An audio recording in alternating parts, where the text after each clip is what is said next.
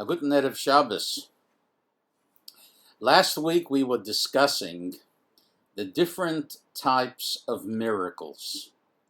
We were talking about the miracle of Kriyas Yamsuf, the miracle of the splitting of the sea, miracles that transcend nature, miracles that suspend nature, and miracles that will find themselves within the framework of nature. And we were speaking about the miracle of Kriyas Yamsuf. We were speaking about the fact that at the time of Kriyas Yamsuf, the miracle was such that it's not only that the sea parted into 12 sections, which in itself is a great enough miracle, but the fact is that we are told that the miracle was that this phenomenon was clearly seen as something that the Almighty Himself has done and revealed the essence of creation, which is why Rashi brings from the Mechilta, the Medrash, that teaches us that when the Posuk tells us, Ze Keli V'Anveyu, in the Shira, in the song that we say every single day from Oz Yoshir Moshe,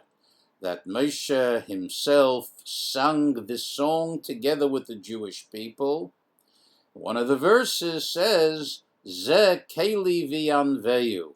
We speak in the singular. It didn't say Ze Elokeinu. It said Ze Keli. Keli means my God. And Ze means this. As for example, you are showing with your finger, this is what I see. I see my God. Ze Keli V'Anveyu, this is my God, and I will exalt him.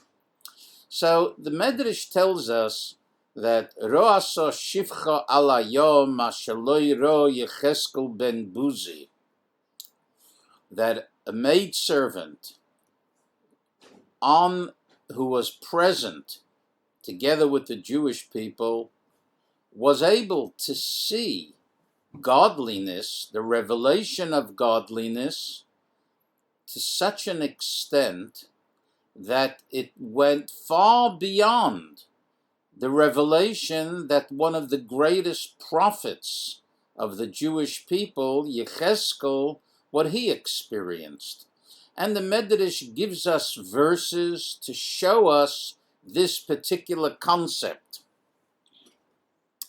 Now, indeed, it is the Maharal Prague who speaks about this particular concept and speaks about the level of revelation that Yecheskel had, and shows that the level of revelation that was experienced at the time of the splitting of the sea was on a different level, on a totally different dimension. Now, when you actually see the essence of creation, then obviously you are able to say, Ze Keli, this is my God. I see my God. So one would assume that this is something that can only take place if there is a suspension of nature. But when there is no suspension of nature, one will not necessarily be able to see godliness. Let's analyze this a little bit, and let's speak about what the Jewish people at that stage experienced. Now, the Zohar asks a very interesting question. Subsequent to the miracles of the 10 plagues and to the miracles of the splitting of the Red Sea, we find again and again that the Jewish people tested God. They complained, They didn't have what to eat. They didn't have what to drink. They complained and complained. They complained, they were thirsty, they didn't have what to drink. What is the purpose of our coming out into the desert and dying of thirst? And they use the expression, Hayesh Hashem Elokeinu im ayin. Literally, the translation of that verse is God amongst us, or is he not amongst us? So the Zohar asks a very simple question. Were they idiots? Were they fools? Were they blind? Were they deaf? We know that at the time of Matan Torah, we are told that all of the Jewish people saw the revelation, they heard the revelation. There was no one that was blind. There was nobody that was deaf. They all came to terms face to face with godliness, with spirituality, with the Creator, with the essence of creation. So the Zohar asks, what kind of a business is this?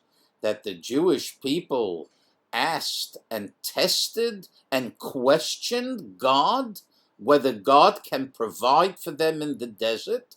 The same God who provided for them from the time that they were in Egypt and from the time they left Egypt, and with all those major miracles. And all of a sudden now, God should be unable to provide for them, to look after them. This is very, very strange. And the Zohar asks this question. And the Zohar answers this with a little bit of a Kabbalistic interpretation and dimension.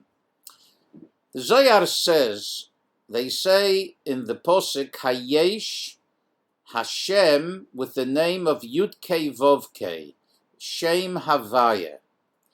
Shem Havaya is, the Zohar says, this is the name of God as he expresses himself in Zoh, which is a spiritual, mystical concept in the supernal worlds. Ayin refers to the level of Arich, on a much higher level. And the Jews were saying, Im yesh havaya imonu, im ayin. Which level is with us? Is it the higher level of godliness? Is it the lower level of godliness?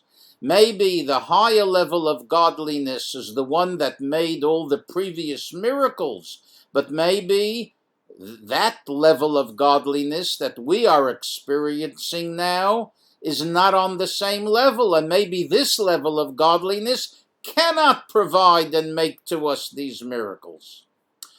Now we have to be able to take a step back and talk about what happened in Egypt. Now we know that the Jewish people were really quite assimilated, to such an extent that we are told that when they came to the sea, the question in heaven was as to why should the Jewish people be saved.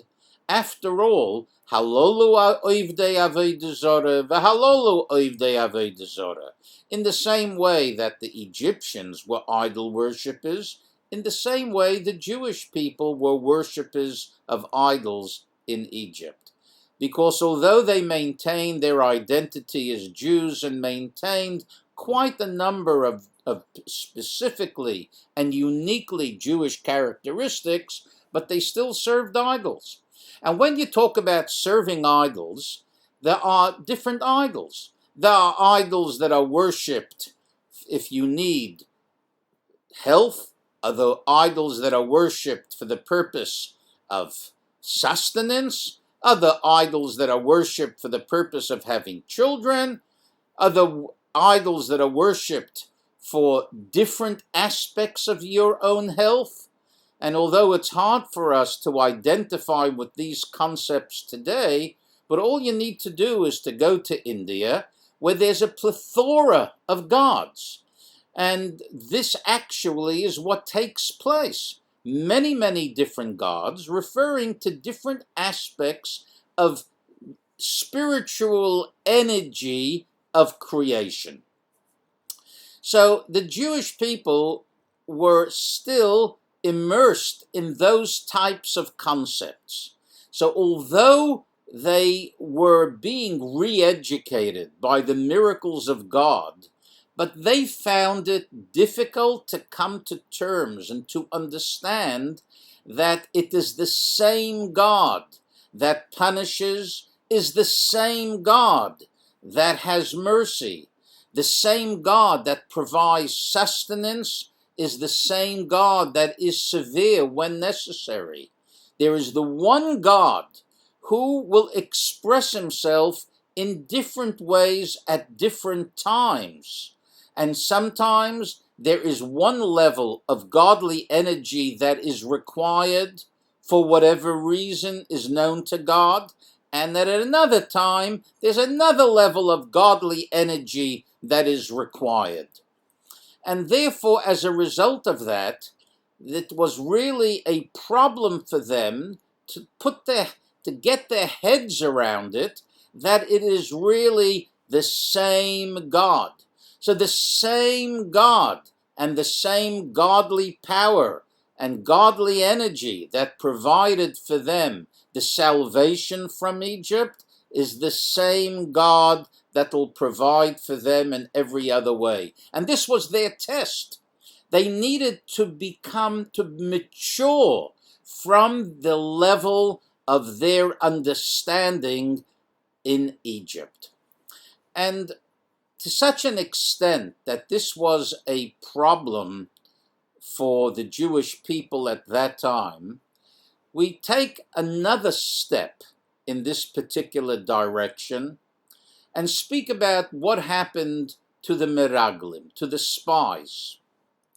Now, everybody knows the story of the spies, that Moshe Rabbeinu sent out the prince of each tribe, each of the 12 tribes, the leader, the most righteous individual of the tribe, were all put together in one group, and they were asked to go to the land of Canaan and to spy out the land and to see the best possible way of capturing and conquering the land.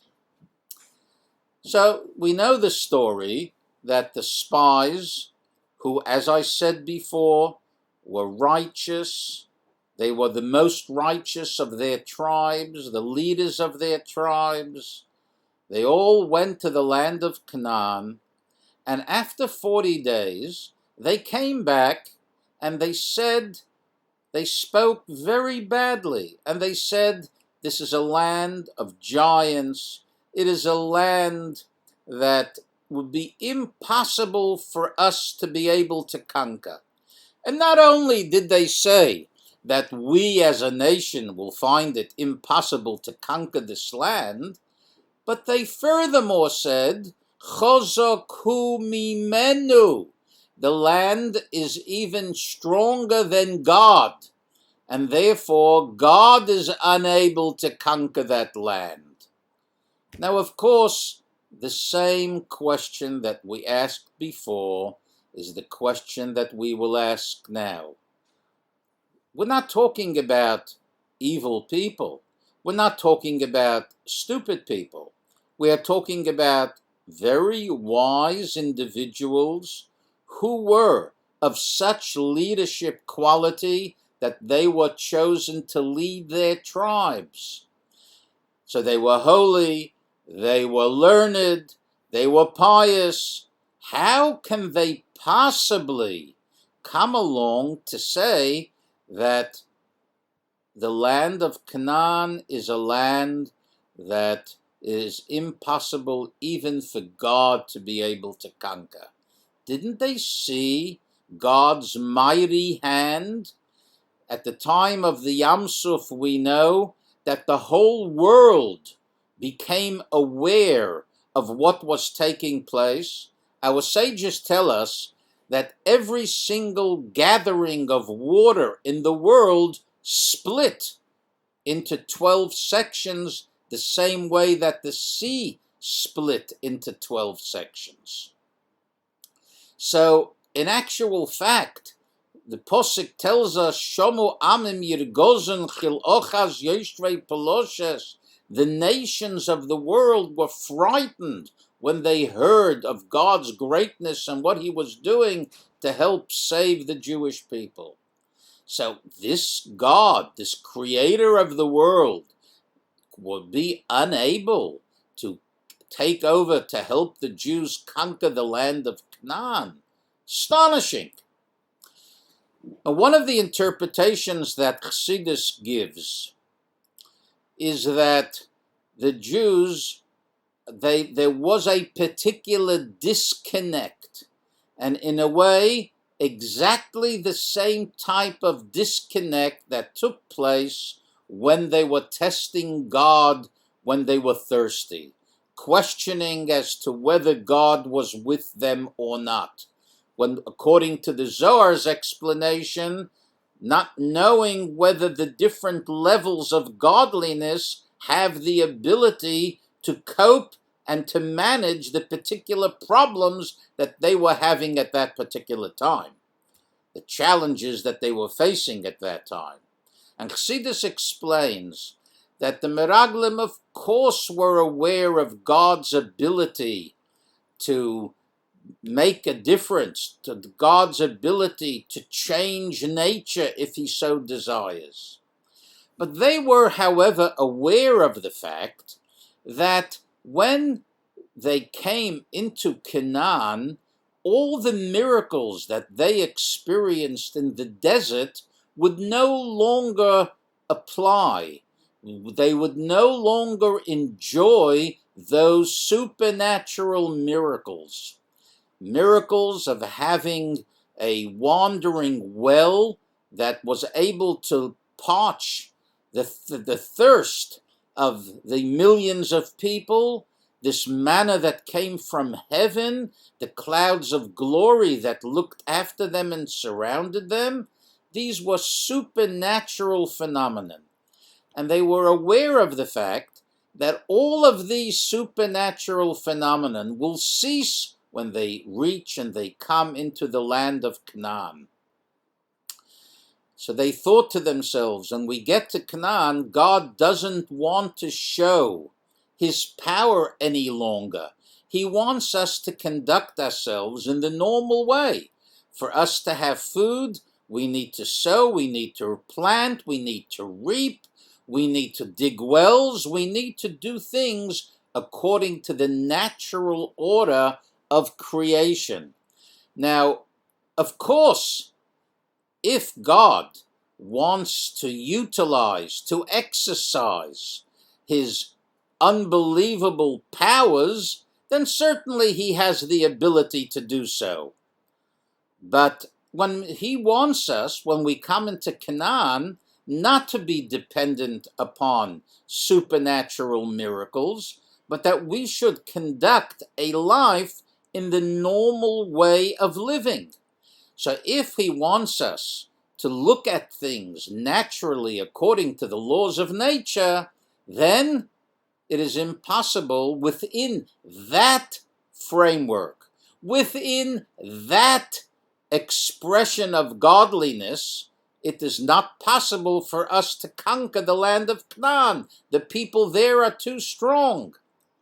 So there was again a disconnect between their understanding of God being the creator of the world, who has the ability to transcend nature and to suspend nature, and the God who actually uses nature itself as a vehicle for his continued miracles. Well, God wanted them to come into the land of Canaan, to conquer it in the normal fashion of an army, and to being able to use strategy, etc., but he will give them the success, the natural success, which will be able to overcome these unbelievable odds. And as I have shared with you last week, talking about the miracles of the establishment of the State of Israel, a miracle in which the remnant of the Jewish people were able to gather together, and for this to be a place of refuge for Jews throughout the world. We spoke about a number of the miracles within the framework of nature that took place to assist in the establishment of the state. I'm going to share with you today just another few instances of the miracles of the 6-Day War. Now, again, absolutely amazing miracles. There wasn't the splitting of the sea, there wasn't the thunder of the giving of the Torah, but the miracles within the framework of nature were no less astounding to anybody to recognize that God is here with us. This is the day that God has saved us. Let us rejoice, which indeed was one of the sismois, one of the mottos after the 6-Day War, many banners throughout Israel. Now, just to go back a little bit in time, what happened before the 6-Day War? Before the 6-Day War, there was absolutely no question that Israel was in mortal danger. The head, the Palestine Liberation Organization's leader, Ahmad el-Shukari, spoke about Israel will be destroyed and all of the inhabitants will be destroyed. As for the survivors, the boats are ready to deport them if there will be any. 500,000 Arab soldiers and more than 5,000 tanks converged on Israel from every direction, including the West Bank part of Jordan. Their plans were to obliterate the army, conquering the country, and killing most of the civilians. And indeed, we were there during the 6-Day War, and there was an Arab station who broadcast in Hebrew, and before and during the war, they kept on broadcasting, you Jews, you Yudim Miskenim, you poor Jews, all of you are going to be destroyed, and they depicted what they were going to do with all of the people that were in Israel at the time. And of course, the purpose of this was to show and to sow fear and fright in the hearts of the inhabitants. The situation was so dire that many Israelis dug trenches and filled sandbags, whilst there were 10,000 graves dug in the middle of Tel Aviv for the presumed victims. 14,000 hospital beds were arranged and gas masks were distributed. Now, the Arabs ready to strike, but Israel didn't wait. We all know this. Then the chief of staff, Yitzchak Rabin, said, we will suffer many losses, but we have no other choice. The next morning, on June 5th, Israeli jets and tanks launched a surprise attack against Egypt, destroying 204 of its planes in the first half an hour. By the end of the first morning of fighting, the Air Force had destroyed 286 of Egypt's 420 combat aircraft, 13 air bases, 23 radar stations, and all of its anti-aircraft sites. It was the most successful single operation in aerial military history. That's wonderful. That is fantastic. However, what was behind it? Now, what was behind it was a couple of amazing miracles of circumstances. What were the miracles? 200, as we mentioned, the 200 Israeli Air Force planes were heading towards Egyptian air bases, and they should have been shot down. Though they were flying very low to avoid being detected by Arab radar sites, a Jordanian radar facility was able to detect the unusual amount of aircrafts approaching the sea from which they were going to turn around and attack Egypt. So Jordan, becoming aware of that, immediately sent out the message in code to Egypt that Israel is attacking. So why weren't they aware, and why didn't they get themselves ready for the attack? Miraculously, however, the Egyptian coding frequencies through which this message went were changed the very day before, and Jordan was not yet updated. So therefore, Jordan sent the message to Egypt, but Egypt never received it because they changed the frequency the day before. Now, still, so there was a miracle of surprise. But when the aircraft came along, the anti-aircraft ammunition was sufficient to destroy all the Israeli planes attacking. Miraculously, the order was not given to launch any of those missiles on the Israeli aircraft. Israel accomplished her mission and took down a majority of the Egyptian Air Force. With this battle, the Six-Day War begun. And now I'll just mention one more. There were many miracles, but I'm going to mention now another major miracle within the framework of nature. To win the Six-Day War, the Egyptians were amassed at the Sinai, close to the border with Israel, and there was a very heavily fortified outpost, which was known as the Kusema Outpost. This battle was known as the Battle of Katif. The Egyptians were in control of massive forces capable of a great attack, whilst the Israelis were weary from a full day of battle. As the Israeli soldiers drew near to that outpost, they heard massive explosions. When they arrived to the outpost, they saw that the Egyptians had destroyed their equipment and abandoned the base for no apparent reason. As the day continued, it became clear that the Egyptians were hastily abandoning many of their outposts and supplies.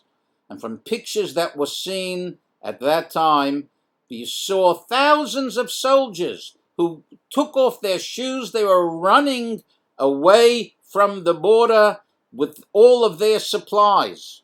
Now, one of the soldiers, there were thousands of Egyptian soldiers that were captured, and they were asked, "Why did you all run away from this base?" They said they saw a gigantic hand coming from the sky. They were terrified, and they turned and ran the other way, unable to deny that they saw something very supernatural. How this is to be explained, I have no idea, other than to say that, again, a God has not permitted the Jewish people to be destroyed again, and he is looking after us in the same way that he has looked after us until now. Now, can we say that we do not see God? We certainly can. But it is simply a question of what level of godly revelation is there. Sometimes we merit to see godly revelation in an amazing personal way where it cannot be questioned whatsoever that this is the hand of God that is guiding us and helping us. Sometimes we don't see it so clearly, but if we put the pieces together, we can certainly acknowledge, and so we do acknowledge in our prayers with honesty, that God is looking after us.